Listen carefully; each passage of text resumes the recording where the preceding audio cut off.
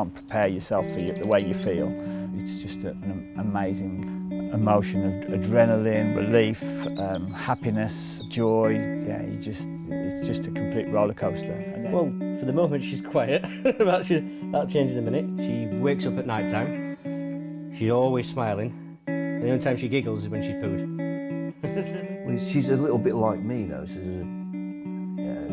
She sort of sticks to the heels, you know, and if she decides to do something, there's not a lot you can do about it. I was the same, and she's a bit bombastic, like I tend to be as well. You know, so.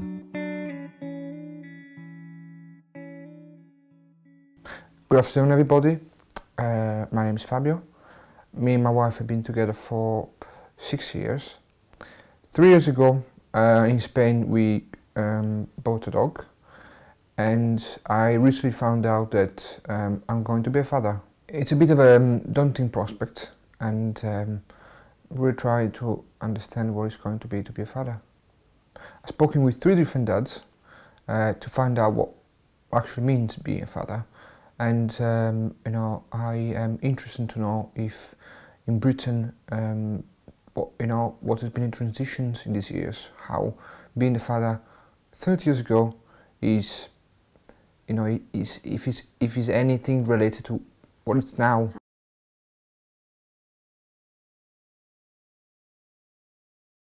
So my name is Keith. Right. I've got one child, a daughter named Natalie, and she's now 41.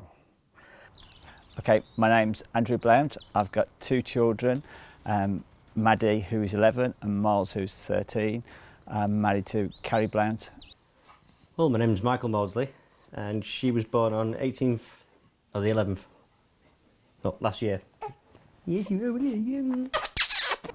When I was a child, the role of my dad in the family was very traditional. So he used to go out, to work every day.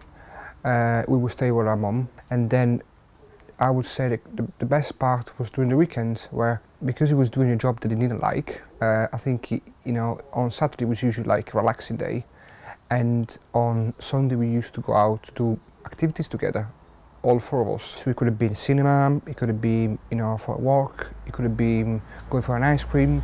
I think when you're a child you don't realise how lucky you are, but when you grow up and you see that's the real stuff, the one you remember when you're old. I've had a really happy childhood. This picture is it's a really, really happy moment. An experience where we used to go out. We used to go to this place on the mountains every year in this place called Bormio. We just did all the things that happy family do. So we would go for excursions or go for walks. So I remember these really peculiar times where during the winter my dad he was sort of guy that didn't really sleep much at night. So he used to do it maybe a couple of times a year. So wake up at maybe 3, 4.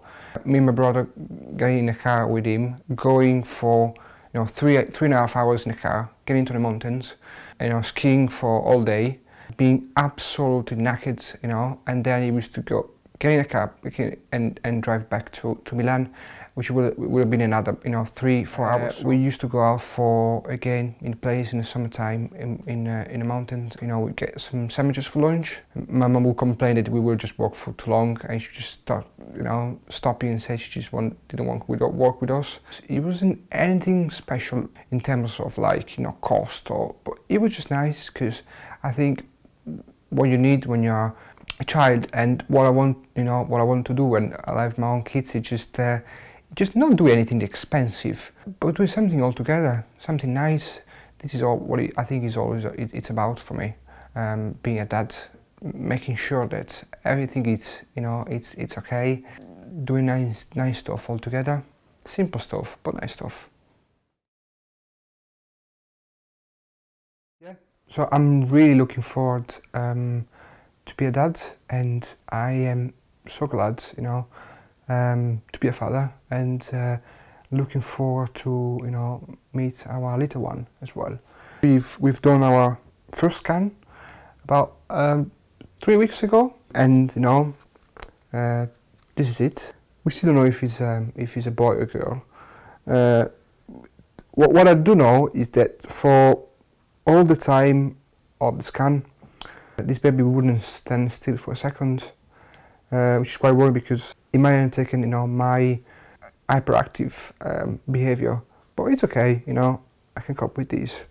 What I'm looking for, you know, most to be a dad is be very supportive and making sure the baby's, you know, it's okay. Play with the baby, annoy the baby, because that's what usually I'm for, and just making sure that, you know, the baby's it's okay, and play, especially the playing part, because I always like to play. I always play with the dog, but it's not the same thing, and I'm sure, you know, it will be the same with the baby as well. And probably, you know, watching some of my old Italian films with the baby. Lei conosce il nostro ambasciatore di Germania? Il conte Otto von Steiger. No, scusi. Può chiamarmi solo 8? No, almeno 9. 10, 11, 12. Alla fine la spuntò Fantozzi. 30 all'ora. That would be good fun, because I'd be laughing and the baby would think that, you know, what I'm laughing at, and that would be fun as well. You've got to keep pushing. Keep pushing and twisting. I'll keep thinking. We do 13 Karen. Come, so I'm going to push myself and try and do 15. How many people does it take to do And then we'll That's it, and keep pushing. I'll just keep thinking, go for it. But there's a slight incline towards Right. the next minute. Keep going. Well, you know what? When we get to the woods, you can stop. Slow down. What, would it actually go through the skin? I think there's like 10 bands along the way, so like music station, so as you move past that, there's going to be a water station. Lift it up then. Put it up. Hold it, Maddie. You put it. Hello. Hi. Hello. Hello. Say hello to the camera. Say hello to the camera. This is Maddie. This is Miles. This is Storm, the dog. Oh, let's get started then. Just wondering. Oh. Storm, come here. Come and sit here. Sit here. Sit. Come here. Sit. Sit, Darren. Oh. Sit, Darren. Sit, Darren. See, the first child was, I remember me when Miles was born, like it was yesterday. It was something that I think when you go through that anxiety of when the baby's going to come and how you're going to be at the birth and how you're going to, you know, what your wife's going to go through, you're a lot more prepared for it. I can remember Miles coming along and it seemed like it was forever before he appeared. It felt like, I think it was a whole day into the next day that we were waiting for him to make his appearance. I think I remember just being so amazed at when he did come along. You can't prepare yourself for the way you feel.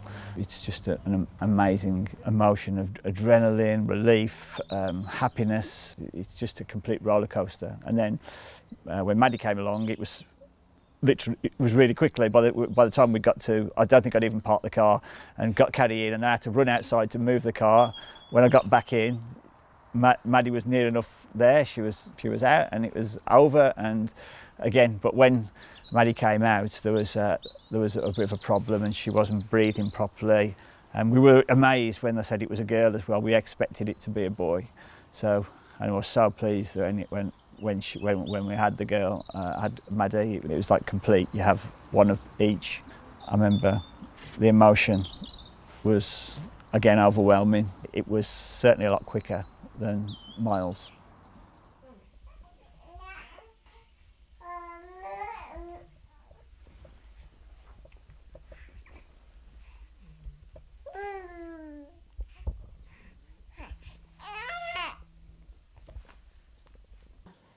Well, I burst into tears. I had no idea what to expect, but I've managed to cope with it fairly well, I think. Yeah, what do you reckon? Yeah. Oh, she's here.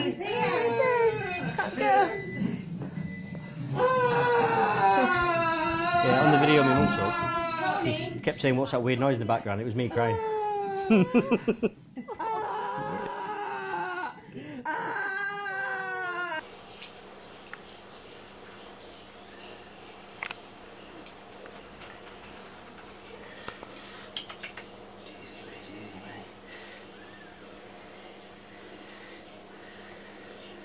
soap and bubble, as they say.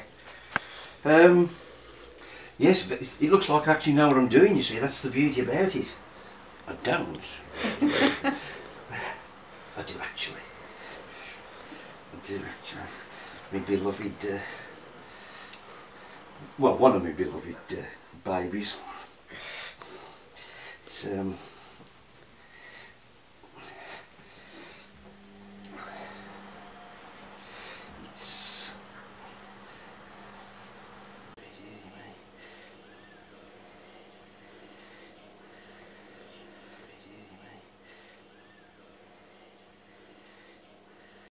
I think it came as a bit of a shock, really, because we've been trying for so long and we didn't know what was going to turn up.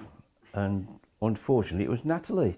And I've had to live with her ever since for 41 years, you see. And there's a sort of love-hate relationship between us. But I think we're getting better now as she gets older, because she's getting as senile as I am, you see. So, what does it mean to be a modern father in Britain? Nowadays, it's not unheard of for a father to stay at home and look after his children while the mother goes out and works. But things haven't always been this simple. Social responsibility for expectant mothers was first recognized with the 1911 National Insurance Act, where a grant of 30 shillings was offered